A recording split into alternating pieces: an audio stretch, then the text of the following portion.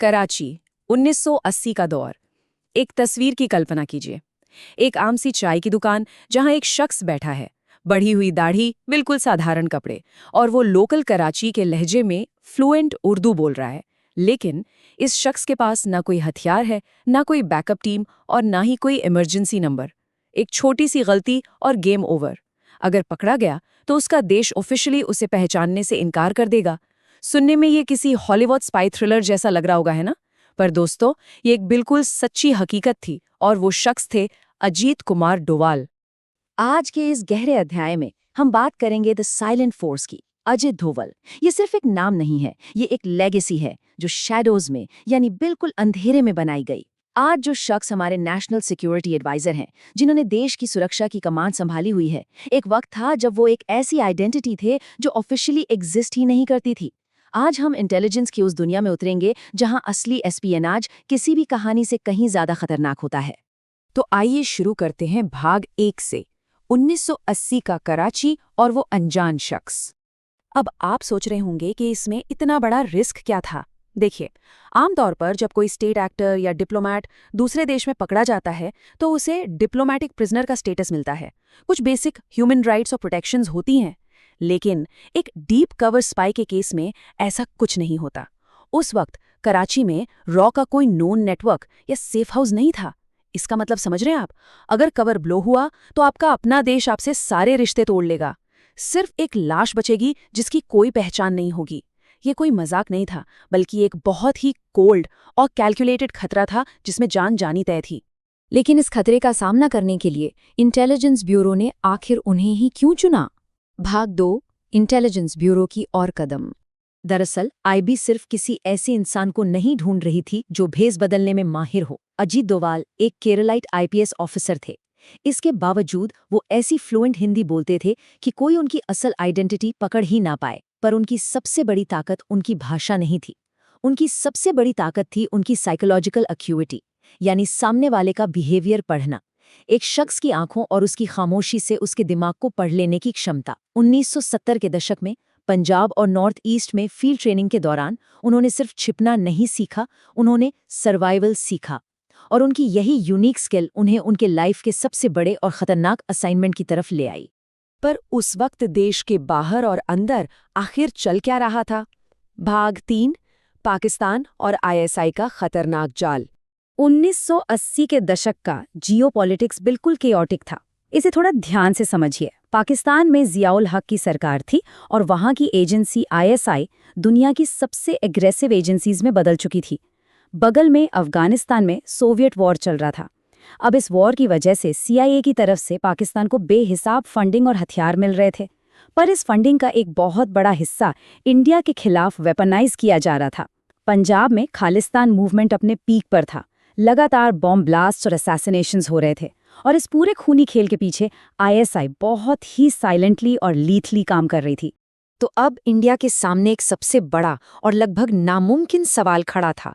ISI का ये network आखिर अंदर से काम कैसे करता है? उनके लोकल सोर्सेज कौन हैं? वो इंडिया में अंदर तक कहाँ तक घुस चुके हैं? इन सवालों के जवाब न्यू दिल्ली के किसी सिक्योर कमरे में बैठकर नहीं मिलने वाले थे।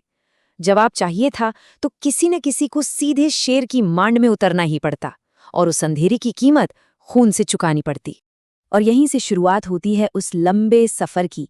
भाग 4, 7 साल का अंधेरा। लगातार 7 साल तक दुश्मन के बीच रहना, एक ऐसी जिंदगी जहां आपको वहां के लोकल फैब्रिक में पूरी तरह से घुल मिल जाना है। आप जानते हैं अंडरकवर काम का सबसे बड़ा दुश्मन क्या होता है? डोवाल ने एक बार पब्लिकली मेंशन किया था, और ये एस्पियोनेज का सबसे गहरा सच है। सबसे बड़ा दुश्मन लोनलीनेस यानी अकेलेपन नहीं होता। सबसे बड़ा दुश्मन होता है रूटीन। जरा सोचिए, हर दिन लगातार आप एक ऐसी झूठी आइडेंटिटी जी रहे हैं जो आपकी है ही नहीं। धीरे धीरे इंसान खुद भूलने लगता है कि वो असलियत में कौन है। ये एक ऐसा साइकोलॉजिकल वॉरफेयर है दोस्तों, जो दुनिया की कोई भी ट्रेनिंग एकेडमी किसी को नहीं सिखा सकती। इस पूरे 7 साल के टेंशन में एक ऐसा वक्त भी आया था जिसके एग्जैक्ट डिटेल्स आज भी हाईली क्लासिफाइड हैं। लेकिन बताया जाता है कि एक बार उनका कवर लगभग टूट चुका था। एक लोकल कॉन्टैक्ट को उन पर शक हो गया और उसने अचानक से एक तीखा सवाल दाग दिया। अब उस 1 सेकंड में जिंदगी और मौत का फैसला होना था। एक आम इंसान होता तो शायद घबरा जाता या कोई झूठी कहानी बनाता, लेकिन यहाँ काम आई शार्प इंटेलिजेंस, ट्रेनिंग। झूठ बोलने के बजाय उन्होंने एक ऐसा काउंटर क्वेश्चन पूछा कि सामने वाला खुद डिफेंसिव हो गया, और इस तरह सिर्फ प्रेजेंस ऑफ माइंड ने एक इम्पॉसिबल मिशन को फेल होने से बचा लिया। तो इस 7 साल लंबे खतरे का आखिर नतीजा क्या निकला? इसके रिजल्ट्स ग्राउंड ब्रेकिंग थे। पहला, आईएसआई के Pakistan based Khalistan support network की पूरी मैपिंग कर ली गई। दूसरा, इंडिया में अनरेस्ट फैलाने वाले हैंडलर्स और उनके फंड्स के रूट्स को एग्जैक्टली आइडेंटिफाई कर लिया गया। और तीसरा, सबसे बड़ा इम्पैक्ट, इस डायरेक्टली गैदर की गई इंटेलिजेंस ने ही 1984 के बाद पंजाब में बनने वाली काउंटर टेररिज्म स्ट्रेटजी को आकार दिया।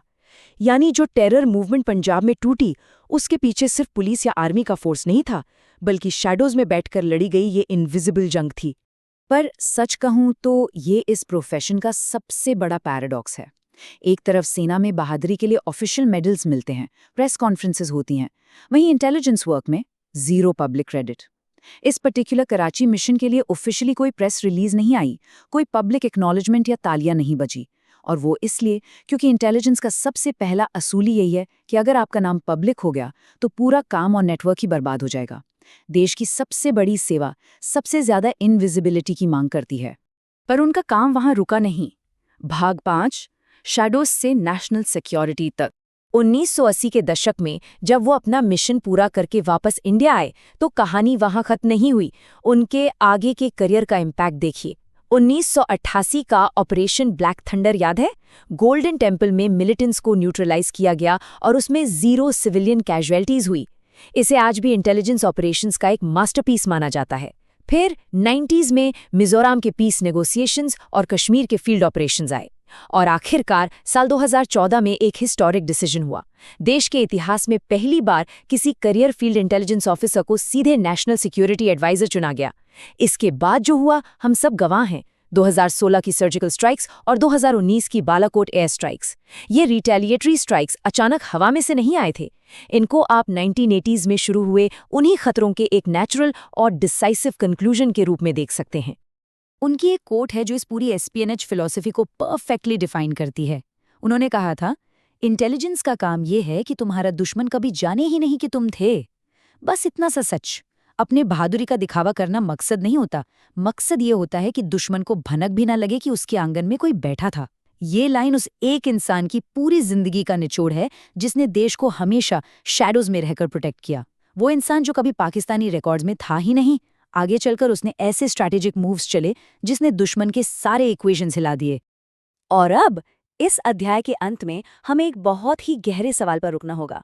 हमारे जैसे देश में जहां असली हीरोज के नाम अक्सर कभी सामने आते ही नहीं, यहां तक कि उनकी फैमिलीज भी उनका पूरा सच नहीं जानती, तो क्या ऐसे इनविजिबल जासूसों के लिए एक नया पब्लिक मेडल सिस्टम या भारत रत्न जैसा कोई सम्मान होना चाहिए? जब कोई अंडरकवर ऑपरेटिव किसी अनजान शहर की चाय की दुकान पर अकेले अपनी जान दांव पर लगाता है, तो उसकी कहानी किसी क्लासिफाइड गवर्नमेंट फाइल में दफन रह जाती है। तो दोस्तों, जरा सोचिए, देश की सुरक्षा की फाउंडेशन जिन अनकहे बलिदानों पर टिकी है, क्या वक्त नहीं आ गया कि उन्हें समझने और सम्मानित करने का कोई नया तरीका ढूंढा जाए?